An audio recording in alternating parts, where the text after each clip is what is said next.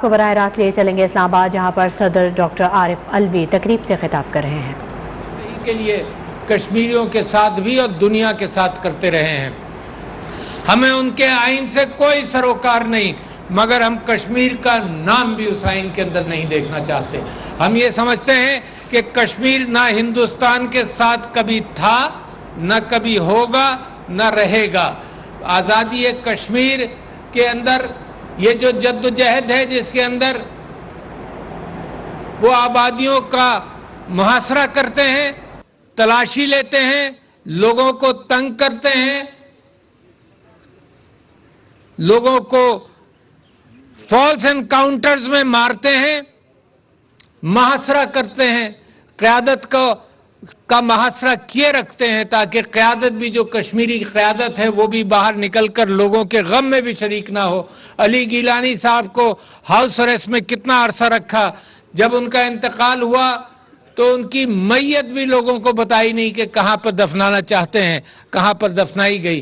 میں یہ سمجھتا ہوں کہ دنیا کو یہ ظلم دیکھنا چاہیے۔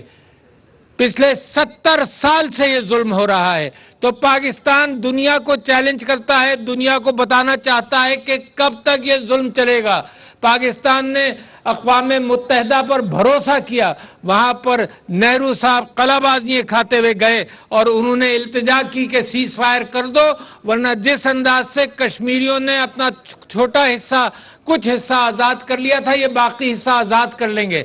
ہر چیز مانی اس دن، اور پاکستان نے بھی یہ یقین کیا کہ یہ اقوام متحدہ تازی بنی ہے، دنیا ہم سے وعدہ کر رہا ہے، تو ہم ان کی باتوں میں اور ان کے وعدوں میں ہم بھی آئے۔ مگر حال یہ ہے دنیا کا کہ ویسٹڈ انٹرسٹ کی وجہ سے انڈیا کے مظالم کے اوپر آنکھ میچی ہوئی ہے۔ حال یہ ہے دنیا کا کہ وہ تجارت اور طاقت کی بنیاد پر، موریلٹی اور اقدار کی بنیاد پر دنیا کے کان پر جوں تک نہیں رینگتی۔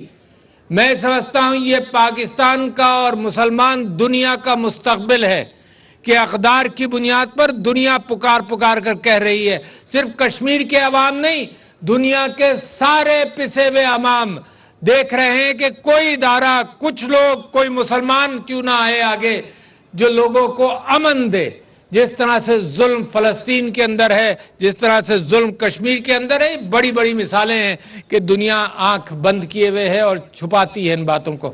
تو میرے کشمیری بھائیوں نے 9 لاکھ فوج وہاں پر موجود ہے، 30 لاکھ کشمیری بھائیوں کے اوپر ظلم اور تشدد کرنے کے لیے 9 لاکھ بھارتی افواج وہاں موجود ہے۔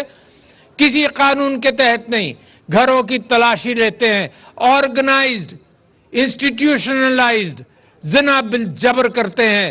ہماری بہنوں اور ہماری ماؤں کے ساتھ انہوں نے جو حرکتیں کی ہیں، پیلٹ گنز کا استعمال کیا، دنیا میں کہیں استعمال نہیں ہوا، ہزاروں کو انہوں نے نابینا کیا۔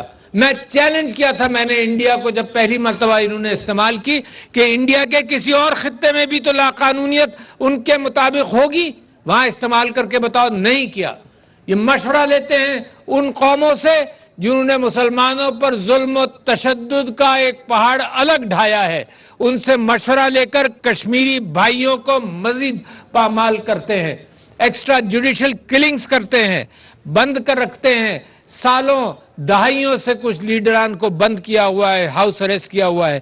میں ہماری بچیاں آرگنائز گینگ ریپ کرتے ہیں، آرگنائز انداز سے سب کتنی بیوائیں ہیں وہاں پر، پوری نسلیں، پوری معیشت تباہ ہو گئی ایک پرامن خطے کی، ایک خوبصورت خطے کی، جنریشنز تباہ ہو گئیں، مجبور ہو گئے لوگ ہتھیار اٹھانے پر۔ اور میں انڈیا کو وارن کرنا چاہتا ہوں کہ پاکستان امن کے پرامن انداز سے پورا موقع دے رہا ہے دنیا کو کہ یہ مسئلہ حل ہو، مگر یہ بھی سوچ لیں کہ پاکستان ہمیشہ ہاتھ پر ہاتھ دھرے بیٹھا نہیں رہے گا۔ میں کوئی اس کی گارنٹی ہم دے ہی نہیں سکتے۔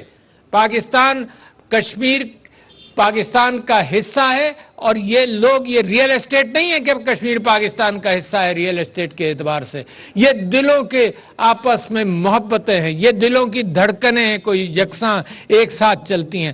تو میرے دوستوں، بھائیوں، میں ڈیمانڈ کرتا ہوں انٹرنیشنل کمیونٹی سے کہ توجہ دے۔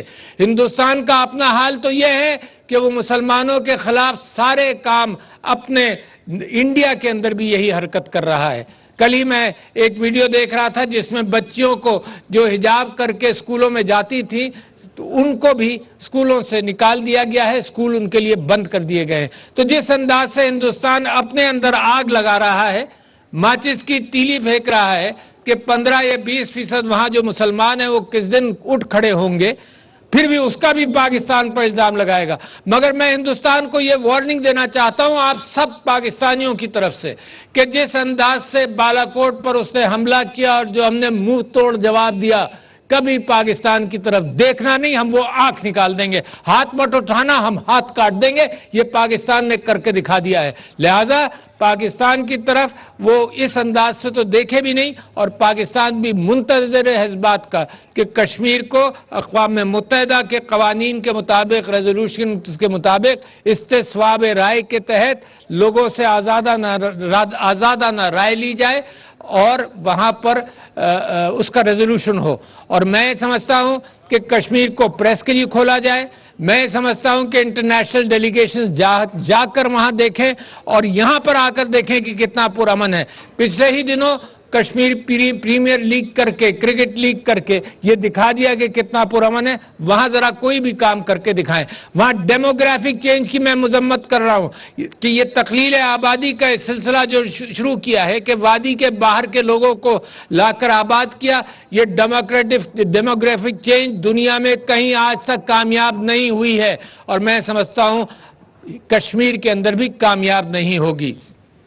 تو اس نعرے کے ساتھ کہ ہم کشمیریوں کے ساتھ ہیں، کھڑے تھے اور کھڑے رہیں گے کیونکہ وہ ہمارے جسم کا حصہ ہے، اس نعرے کے ساتھ کہ ہمارا دل انہی کے ساتھ دھڑکتا ہے، ہم کبھی پیچھے ہٹے نہیں، کبھی پیچھے انشاءاللہ کبھی پیچھے ہٹیں گے نہیں، اور کشمیر انشاءاللہ آزاد ہو کر رہے گا۔ میں اور آپ اپنی زندگی میں چند سالوں کے اندر یہ دیکھیں گے۔ السلام علیکم۔ بھی خطاب کر رہے تھے، یوم یکجہتی کشمیر کے حوالے سے ریلی کا انعقاد کیا گیا اور صدر مملکت ڈاکٹر عارف الوی کا یہ کہنا تھا کہ دنیا کشمیر کے معاملے پر آنکھیں بند کیے ہوئے ہے، لیکن پاکستان ہاتھ پر ہاتھ رکھ کر نہیں بیٹھے گا۔ ہندوستان کو وارننگ دینا چاہتا ہوں کہ پاکستان کی طرف اٹھنے والی ہر آنکھ پھوڑ دیں گے، ہندوستان خود اپنی نفرت کی آگ میں تباہ ہوگا۔ صدر مملکت ڈاکٹر عارف الوی جو کہ تقریب سے خطاب کر رہے تھے، یوم یکجہتی کشمیر کے حوالے سے تقریب کا انعقاد کیا گیا۔ ملک بھر میں آج یوم یکجہتی کشمیر پورے جوش و خروش کے ساتھ منایا جا رہا ہے، اور ڈاکٹر عارف الوی کا یہ کہنا تھا کہ قائد اعظم نے فرمایا کہ کشمیر پاکستان کی شہرگ ہے، آئین میں تبدیلی، جنیوا کنونشن اور اقوام متحدہ کے چارٹر کی خلاف ورزی ہے، کشمیر میں انسانی حقوق کی پامالیاں جاری ہیں۔